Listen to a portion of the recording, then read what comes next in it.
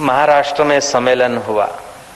तुकाराम महाराज गए विठ्ठल भगवान के पास। माजा विठ्ठला तुमची फार कृपा है, तुमने झगड़ाखोर औरत देकर मेरा विवेक वैराग्य जगा दिया है। प्रभु तुम्हारी बड़ी कृपा है।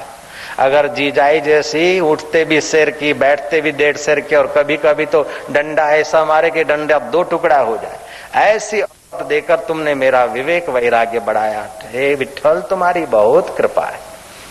तुकाराम भगवान को धन्यवाद देकर बैठे तो एकनाथ जी महाराज उठे। गिरजाबाई का स्वभाव ऐसा के परम साध्वी, हमारे सारे दैवी कार्यों में वो साथ देती है, और यही कारण है कि विठ्ठल में तुम्हारी भक्ति कर पाया। तुम्हारी बहुत कृपा है कि साध्वी गिरजा जैसी पत्नी देकर तुमने मेरे को अपनी ओर खींचा है। प्रभु ये तुम्हारी बड़ी कृपा है। दोनों का जीवन व्यवस्था, पत्नी के स्वभाव दोनों के विपरीत है, पूर्व पश्चिम है, फिर भी दोनों की समझ बढ़िया है, दोनों धन्यवाद से जी रहे। नरसिंह मेहता कहते हैं कि ठाकुर जी तारी घणी कृपा, 2 बंगड़ी हो तो खखड़े हो। जय श्री कृष्ण। 2 चूड़ियां होती है तो आवाज करती है, एक अर्धांगिनी को तो अपने चरणों में बुलाकर मेरे को भजन के लिए पूरा अवसर दे दिया। सोक्रेटिस की पत्नी उठते बैठते उनको सुनाती थी। एक दिन सोक्रेटिस पढ़ रहे थे, उसकी पत्नी बोलती अगर किताब ही पढ़ने थे और ये भारत की फिलोसफी ही पढ़नी थी तो फिर इन पुस्तकों से शादी कर लेते, मेरे को क्यों लाए। फिर भी सोक्रेटिस के चित्त में चोट नहीं लगती। कोई तो कुछ कहे, लेकिन तुम्हारे हृदय में चोट लगे या न लगे उसमें आप स्वतंत्र हैं। मजे की बात तो यह है कि हम रोटी अपनी खाते, श्वास अपने खर्च करते हैं, लेकिन जर्मन टॉय जैसे दूसरों की चाबियों से चलते रहते हैं। इसी से हमारा मन कमजोर हो जाता है और हमारी सामाजिक व्यवस्था और कौटुंबिक व्यवस्था डामाडोल हो जाती है। बहुमती हमेशा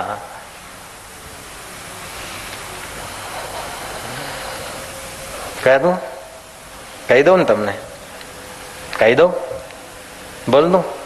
बहुमती महापुरुषों की नहीं होती, बहुमती सज्जनों की नहीं होती, बहुमती सज्जनों की नहीं होती, बहुमती महापुरुषों की नहीं होती। बहुमती होती है इंद्रियों के विषय विलास में जीवन खपाने वाले व्यक्तियों की बहुमती होती है। तो साधक कभी भी अपने जीवन का ऊंचा निर्णय बहुमती से न करे, नहीं तो बह जाएगा। जयराम जी की बहुमती की अपेक्षा श्रेष्ठमती, और सुबह सुबह श्रेष्ठमती में दृढ़ निश्चय करो कि आज कुछ भी हो जाए हल्के आकर्षणों में हाँ मैं हाँ नहीं करूंगा। उस समय लगेगा थोड़ा सा घाटा, लेकिन आप सत्य पे डटे रहेंगे तो वो घाटा का बदला अनंत गुना फायदा में बदल जाएगा। हुंगली जिला देरे गांव में एक किसान रहता था, उसका नाम था खुदीराम। गांव का पाटीदार, मुखिया, वो कुछ विचित्र आदमी था, माथा भारे आदमी था। किसी को 5,000 देना और 25 वसूल करना ये उसका वारसागत मानो अधिकार था, ऐसा समझता था। किसी सज्जन किसान को उसने उधार पैसे दिए और किसान तो मर गया, लेकिन किसान की जमीन जायदाद हड़प करने के लिए उस नंबरदार ने खुदीराम को कहा कि राजा साहब के पास तू आ जा और राजा साहब को कह दे कि मेरे सामने पैसे लिए थे। खुदीराम ने कहा नहीं, पैसे तो उसने लिए थे, मेरे सामने नहीं लिए थे। बोले लिए थे तो जानता है, तू खाली कह दे लिए थे बस। बोले मैं झूठ नहीं बोलूंगा, खोटी गवाही नहीं दूंगा। खोटी गवाही नहीं देगा तो मैं कौन हूँ तू जानता है। खुदीराम ने कहा आप कौन हो मैं जानता हूँ, पुलिस के बड़े बड़े अमलदार तुम्हारे वहां शराब कबाब लेने को आते मैं जानता हूँ, बड़े बड़े हैं राजा के भी बड़े बड़े मंत्री तुम्हारे उंगली के इशारे पर नाचते मैं जानता हूँ, और तुम रूठ जाओ तो मेरे को गांव छोड़ना पड़ेगा ये भी मैं जानता हूँ। लेकिन गांव छोड़ना पड़े तो छोड़ूंगा, लेकिन सत्य नहीं छोड़ूंगा, क्योंकि सत्य मरने के बाद भी मेरी रक्षा करेगा, इसलिए मैं सत्य नहीं छोड़ूंगा, मैं झूठी गवाही नहीं दूंगा। बोले बड़ा आया है सत्य की दुहाई देने वाला। खुदीराम अभी भी मैं तुझे सावधान होने का मौका देता हूँ, केवल तुझे राजा साहब के यहाँ कहना है किसने लिया था पैसा। खुदीराम ने दृढ़ता पूर्वक कह दिया, निर्भयता पूर्वक कह दिया कि नहीं होगा ये। उस दुर्जन आदमी ने खुदीराम को भगाने के लिए सारे अपने साधनों का उपयोग किया और खुदीराम को 100 बीघा जमीन और अपना गाय भैंसे और परिवार छोड़कर जाना पड़ा। जाना तो पड़ा, कुछ समय तक कष्ट तो सहना पड़ा, लेकिन प्रकृति ने, जो आदमी निर्भय रहता है, सत्य पर डटा रहता है, कुदरत उसको अनंत गुना बदला देती है। उसी खुदीराम के घर में रामकृष्ण परमहंस जैसी आत्मा का अवतरण हुआ और विवेकानंद उनका शिष्य हुआ। जग जाहिर बात है कि खुदीराम को बदला कैसा मिला था। इसीलिए साधक, तू छोटी छोटी बात पर डर कर अपना साधना मत छोड़, डर कर अपना आहार व्यवहार गलत मत कर, और डर कर अपना रीत रिवाज को तिलांजलि मत दे। डिस्को और लाली और पफ और पाउडर ये भारत की देन नहीं, पाश्चात्य जगत की देन है। मैं इस बात पर आज फिर से कह रहा हूं कि मुरारी बापू बैठे न, शायद ये बात, मेरी बात मुरारी बापू के द्वारा बहुत जगह तक पहुंचे, ये लालच से बोल रहा हूं। जय राम जी की। ये जो लाली लगाती है ना माइया, वो बनती कहाँ कैसे है? पशु और पक्षियों के रक्त, उनकी आहें और केमिकल। कुछ दिन तो मैम साहबें लाली लगाकर होठ लाल करती है, लेकिन केमिकल के प्रभाव से फिर उनके होठ और उनके गाल बूढ़ी बंदरी जैसे हो जाते हैं। जय राम जी की।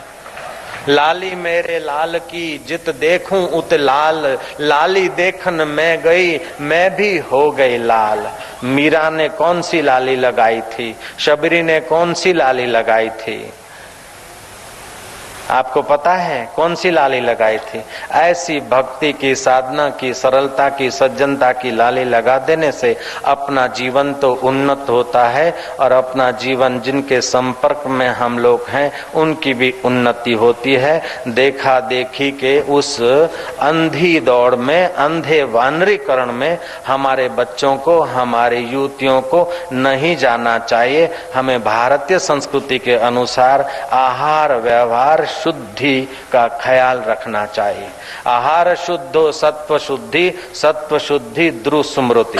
तो आहार की शुद्धि, आहार केवल हम मुंह से भोजन लेते हैं उसी को आहार नहीं कहते।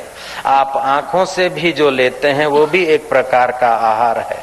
रामानुजाचार्य ने कहा कि आहार के 4 दोषों से बचना चाहिए। एक तो जो आप भोजन करते हैं उसमें आपका स्वत्व का अधिकार है कि फिर ऐसे ही मामा के घर, ससुराल अथवा गुरु के द्वार सेवा कर रहे हैं, वहां के उस गुरु के द्वार, मामा के द्वार, ससुराल और माता पिता के घर का आहार तो हमारा अधिकार का है। दूसरी जगह खाते हैं तो दोस्ती में खाते हैं तो खिला देना पड़ता है, और जहाँ दोस्ती भी नहीं है, अधिकार भी नहीं, ऐसा अनअधिकृत आहार हमारे मन को मलिन करता है। नाहक का अन्न खाने से मन नाहक के विकारों में गिरेगा। अन्न वैसा मन। मुझे बात याद आती है रामकृष्ण परमहंस की। केशव चंद्र सेन के घर रामकृष्ण जा रहे थे, गर्मियों के दिन थे। केशव पानी, बोले गुरुजी अभी आया घर। थोड़ी देर के बाद उस संत प्रवर को प्यास लगी, केशव बहुत प्यास लगी, बोले गुरुजी अभी घर आया। ऐसे करते करते तीसरी बार पानी मांगा, गुरुजी अभी घर आया। थोड़ी देर में घर आया। केशव चंद्र सेन ने नौकर को कहा पानी दीजिए गुरुजी के लिए लाइए। नौकर ले आया पानी। रामकृष्ण ने पानी देखकर मुंह घुमा लिया। नौकर को डांटा गया, वो फिर से मांझ मूंझ के जग लाया। फिर रामकृष्ण ने मुंह घुमा दिया। फिर तीसरी बार डांट कर अच्छी तरह से जग और गिलास मांझ के लाए गए। रामकृष्ण उठ के चल दिए। शिष्य के घर गुरु आए और बिना पानी पिए चला जाए तो उससे उसके हृदय में कितना कुछ व्यथा होती होगी। लेकिन समय पाकर हुए जब संत अनुकूला, संत जब अनुकूल हो तब प्रश्न पूछना चाहिए। जैसे तैसे नहीं चालू गाड़ी में के बाप जी जीव ब्रह्म की एकता कैसे होती है, बाप जी मारा घरे तमे क्यारे आओ छो। जय श्री कृष्ण। नारायण नारायण बोलो ना, नारायण नारायण नारायण नारायण नारायण। नरानाम समूहमिति नारम, नर नारी के समूह में जो चमचम चमक रहा है, हर दिल की धड़कनें चला रहा है, हर शरीर का संचालन कर रहा है, हर मति को प्रेरणा और स्फूर्ति दे रहा है, उस अंतर्यामी परमात्मा का नाम नारायण है। बोल दो फिर से, नारायण नारायण नारायण नारायण। बोलो ना, नारायण।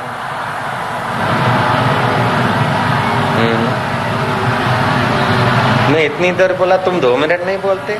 नारायण नारायण।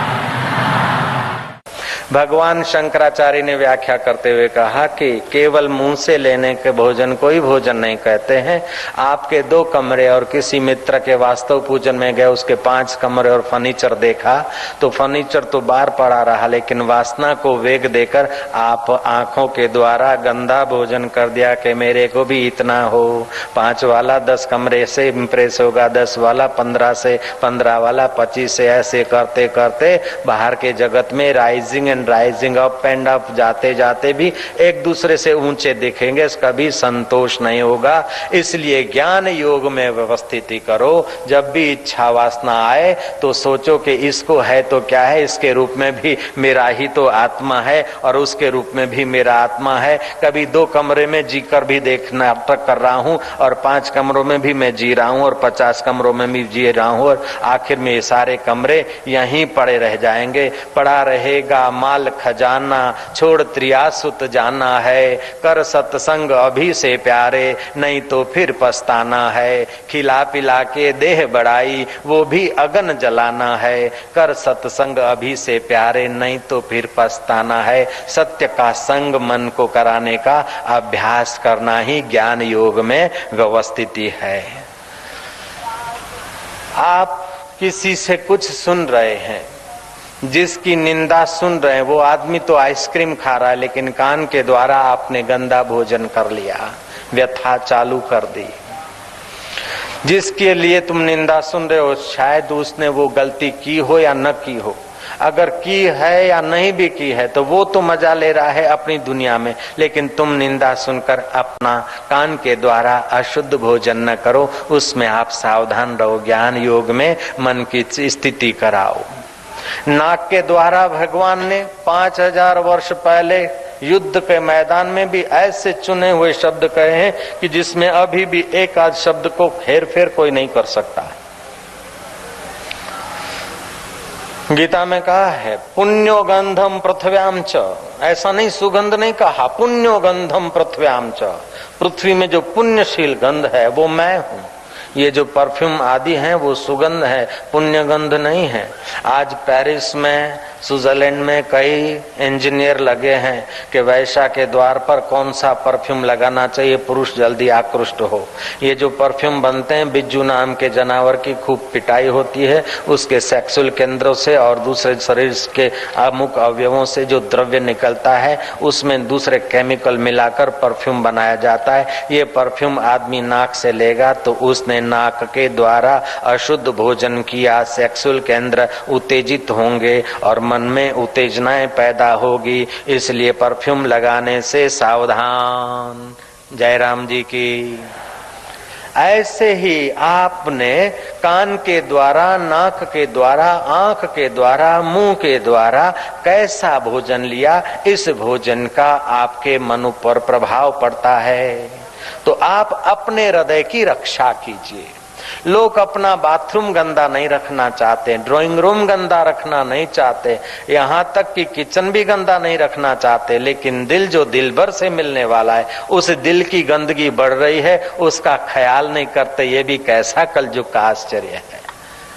मकान बिगड़ जाए तो फिक्र नहीं, कपड़ा बिगड़ जाए तो फिक्र नहीं, अथाना बिगड़ जाए तो फिक्र नहीं, चाह बिगड़ जाए तो फिक्र नहीं, लेकिन अपना दिल बिगड़ने न देना, क्योंकि दिल में दिलबर खुदा खुद रहता है, उसकी रक्षा करना।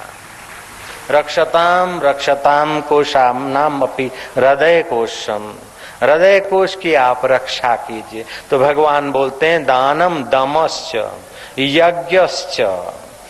तो जहां जहां बुरी आदतों से अथवा आकर्षणों से मन बहता हो तो दम लगाकर थोड़ा रोक देना चाहिए उस आदत को। फिर कहते हैं यज्ञ, अपने जीवन में यज्ञ का थोड़ा समय होना चाहिए।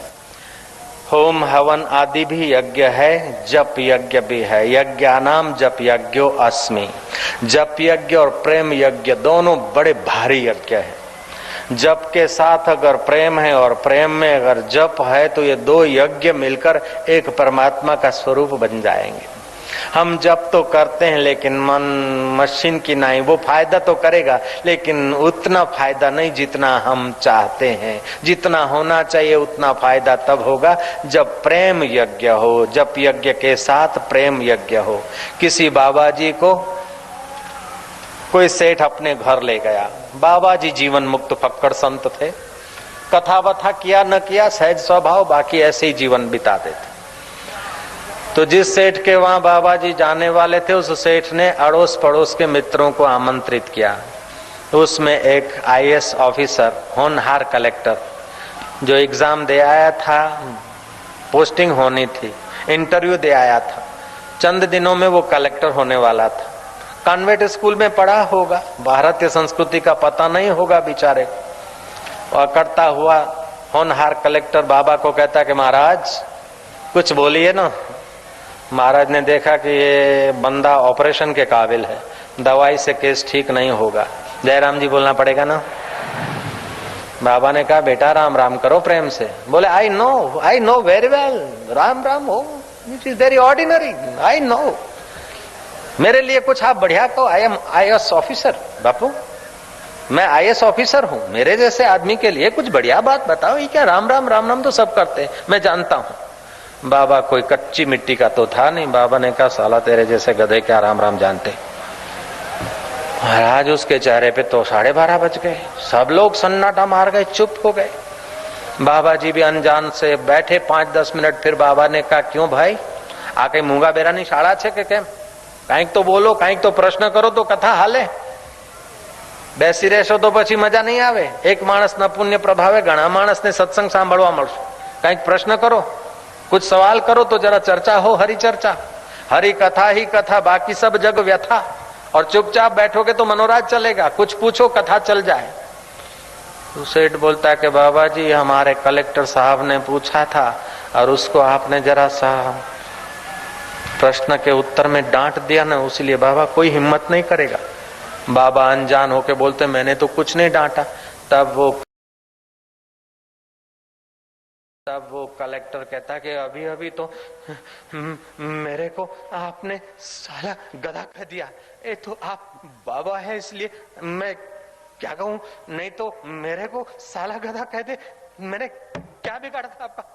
बाबा ने कहा बेटा साला गधा शब्द जितना तू जानता है, तेरा खून उबल रहा है, उतना अगर तू राम नाम जानता तो तेरे चेहरे पर आनंद लहरा जाता, तेरा हृदय पुलकित हो जाता। भैया तू जितना गधा शब्द को जानता है, साला शब्द को जानता है, उतना राम को नहीं जानता है। अगर राम शब्द को इतना जानता होता तो तेरा हृदय कमल खिल जाता। मैंने प्रैक्टिकल तेरा अनुभव जग जाए इसलिए बेटा मैंने कहा था, बाकी गाली देना मेरा उद्देश्य नहीं था। तूने कहा था आई नो वेरी वेल, मैं जानता हूं राम नाम को, तो जैसे तू गधा शब्द को जानता है ऐसे राम नाम को जानता है बेटा। कलेक्टर के बाबा I realize something, my mistake, excuse me sir. ठीक है तू एक्सक्यूज मी कर न कर मुझे कोई फर्क नहीं पड़ता है, लेकिन बेटा जैसे रघु राजा काले मेघों को देखता कि शाम वर्ण शाम शाम करते ही वो समाहित चित्त हो जाते। ऐसा नहीं कि रामचंद्र दशरथ के घर पधारे तब से लोग राम राम करते, ऐसी बात नहीं। रघु राजा, अज राजा, दिलीप राजा ये सब राम नाम रखते थे। रोम रोम में जो रम रहा है चैतन्य, रकार से सूर्य तत्व, मकार से चंद्र तत्व अपने अंतःकरण में विकसित होता है। जैसे चंद्र और सूर्य से हमारा अन्न धन पुष्ट होता है, ऐसे राम नाम से हमारे सूक्ष्म शरीर का अग्नि तत्व और चंद्र तत्व विकसित होता है, अर्थात मनोबल और बुद्धि बल बढ़ता है तो विकारों का आकर्षण घटता है। योगियों की दुनिया में चलें तो योगी लोग जब दीक्षा दें तो सामने वाला कौन से केंद्र में जीता है ऐसा जानने वाले योगी जब दीक्षा देते हैं, तो नारद जी ऐसे योगी थे। कुछ होते संप्रदाय के महापुरुष और कुछ होते लोक संत। संप्रदाय के महापुरुष अपने संप्रदाय के अनुकूल सबको एक प्रकार का मंत्र दीक्षा देंगे, और लोक संत सामने वाला कौन से केंद्र में जी रहा है। जैसे रामकृष्ण परमहंस ने नरेंद्र को चौथे केंद्र पे स्पर्श कर दिया, कुंडलनी शक्ति जागृत कर दी और नरेंद्र को अनुभव होने लगे। मोहम्मद को किसी योगी ने संप्रेक्षण शक्ति का धक्का लगाया, और मोहम्मद पैगंबर नहीं बने थे तब की बात है। 26 साल की उम्र के थे मोहम्मद, और उनकी पत्नी 40 साल की थी, ये तब की बात है। मोहम्मद किसी पर्वत पर जाकर बैठे, हे मेरे मालिक, हे मेरे खुदा, मैं तो तुझे नहीं खोज सकता, लेकिन तू तो मुझे खोज सकता है। मैं तुझे मिलना चाहूं तो कठिन है, लेकिन तू मिलना चाहे तो तेरे लिए सरल है मेरे मालिक। ऐसे करते करते मोहम्मद जब ईगो लेस हुए हैं, कोई योगी पसार हुआ है अथवा ईश्वर की अनुकंपा हुई, जो भी हुआ, मोहम्मद की चित्त शक्ति जागृत हुई, उनको कंपन हुआ है। जैसे मलेरिया के बुखार में शरीर थर थर थर थर थर थर थर कांपता है, ऐसे ही कुंडलनी जागृत होते समय ये सारी अनुभूतियां होती है, और कई दिन हमारा शरीर भी कांपता रहा, और क्या क्या अनुभूतियां होती है। तो मोहम्मद का शरीर खूब कांपा। फिर अंदर से आवाज आई, मोहम्मद कुछ लिख। मोहम्मद कहता है कि मेरे मालिक मैं क्या लिखूं, ना समझ में क्या लिखूं। फिर थोड़ी देर के बाद अंदर से आवाज आया कि मोहम्मद कुछ बोल। मैंने कहा मेरे मालिक मैं क्या बोलूं। ऐसे करते हुए मोहम्मद घर आए। मिसिस मोहम्मद को कहा रजाइयां डाल दे। घर की सब रजाइयां डाल दी, फिर भी मोहम्मद का शरीर कांप रहा है, थर थर हो रहा है, थर थर हो रहा है। मिसिस मोहम्मद ने देखा, मोहम्मद की पत्नी ने, कि बुखार में तो आदमी का चेहरा मायूस होता है, लेकिन तुम्हारे नूर में कोई नूरानी निगाह की खबर आ रही है। सच बताओ, तुम्हारे से मैंने 14 दिवाली ज्यादा देखी है, 14 ईद ज्यादा देखी है। मोहम्मद 26 साल के थे, और મિસિસ મોહમ્મદનું બૈરું 40 વર્ષનું હતું, દેશી ભાષામાં કહીએ તો. જય શ્રી કૃષ્ણ. નારાયણ નારાયણ કહી દો, નારાયણ નારાયણ નારાયણ નારાયણ. तो आपके जीवन में यज्ञ होना चाहिए. यज्ञ करते करते अपने अहम को भी अर्पित कर दें. ऐसी घड़ी जब आ जाए तो काम बन जाता है. देने की आदत पड़ती है ना, थोड़ा ही दे और कुछ नहीं तो सूर्य नारायण को एक अर्घ्य देते. जहां अर्घ्य देना, जल देने संभव न हो, वहां बालू देकर भी कुछ न कुछ दे तो संकल्प बनेगा तेरा. दानम दमश्च यज्ञश्च. मैं प्रार्थना करते, मोहम्मद प्रार्थना करते करते ईगो लेस हुए और वो चित्त शक्ति जागी. मिसिस मोहम्मद कहती है कि सच बताओ ये क्या हुआ. बोले मैं प्रार्थना करते करते ऐसा कुछ होने लगा. बोले फिर क्या हुआ. बोले अंदर से आवाज आई, मोहम्मद कुछ बोल, कुछ लिख. मैंने कहा मैं नादान क्या बोलूं, क्या लिखूं, मैं जैसा तैसा हूं, तेरा हूं. बस ये होने लगा. तो कभी कभी वो चित्त शक्ति, कुंडलनी शक्ति अति प्रार्थना और सरलता से भी जग जाती है. कभी अपना मूलाधार स्वाधिष्ठान केंद्र में धारणा ध्यान करके भी आदमी जगा सकता है, लेकिन उसमें 3 साल भी लग सकते हैं, 30 साल भी लग सकते हैं, 3 महीने भी लग सकते हैं. और फिर भी उसके बाद भी मार्गदर्शक महापुरुष की आवश्यकता पड़ती है. और कोई ऐसे महापुरुष जब मिल जाए, तो जैसे नारद जी मिल गए वालिया को, तो वालिया का स्वभाव कैसा है, उसको उपदेश देंगे तो क्या अभी से धार्मिक हो जाएगा. नहीं, जहां आदमी बैठा है उसके केंद्रों के अनुसार उसका स्वभाव होगा. तुम चोरी न करो ये तो सब कहते हैं, तुम झूठ न बोलो ये तो सब कहते हैं, तुम कपट न करो ये तो सब कहते हैं, तुम दूसरों को मत सताओ ये तो सब कहते हैं. अपने को तो कुल धर्म में से सब जगह यही उपदेश मिलता है. फिर भी हम लोग चोरी करते, झूठ बोलते, भयभीत होते. क्यों? कि ऐसे ही केंद्रों में जीते तो ऐसा ही होगा. कभी कभी छोटा आदमी भी बहुत बढ़िया बढ़िया बात और बढ़िया बढ़िया काम कर लेता है, और कभी बढ़िया आदमी भी बहुत छोटा काम करता है. तो योगियों का कहना है कि जब छोटे केंद्र में आत्म का मन होता है तो आप न चाहते फिर भी आपसे छोटे विचार और छोटे कर्म हो जाते हैं. और जब आपका मन बड़े केंद्रों में, ऊंचे केंद्रों में होता है तो आपको पता भी नहीं होता, और आपके द्वारा बढ़िया बढ़िया बात, बड़े बड़े कर्म होने लगते हैं. जैसे आदमी काम से भर जाए, महिला काम से भर जाए, तो आंख की की पुतली उसकी नीचे हो जाती है। अगर राम की प्रार्थना से भरता है तो आंख की पुतली ऊपर चली जाती है। क्रोध से आदमी भरता है तो हाथ नीचे को जाते हैं। जब बंदगी से प्रेम से भरता है तो हे भगवान, ओ माय गॉड, हे अल्लाह ऐसा करेगा, हे अल्लाह ऐसा करो, नहीं मजा आएगा। तो आपका मन और प्राण जब प्रार्थना करते हो तो मन और प्राण ऊपर के केंद्रों में आता है। तो मूलाधार, स्वादिष्टान, मणिपुर, अनाहत, विशुद्ध, आज्ञा और शस्त्रसार, ये 7 चक्र हैं, केंद्र हैं। तो इन केंद्रों में अगर थोड़ा सा परिवर्तन हो जाए तो आदमी के जीवन में कुछ कल्पनातीत अनुभूतियां होने लगती है। 1931 में गोलमेज कार्यक्रम में लंदन में विश्व प्रसिद्ध 2 व्यक्ति मिले, एक मिस्टर आइंस्टाइन और दूसरे महात्मा गांधी। आइंस्टाइन ने कहा कि नक्षत्र, ग्रहों और तारों को देखकर और उनकी रिदम को देखकर मानना पड़ता है कि हमारी मति जहां नहीं जाती उसके पार कोई सत्य है, उसी को गॉड कहें, भगवान कहें, ईश्वर कहें। मानना पड़ता है कि ईश्वर है, आइंस्टाइन ने कहा।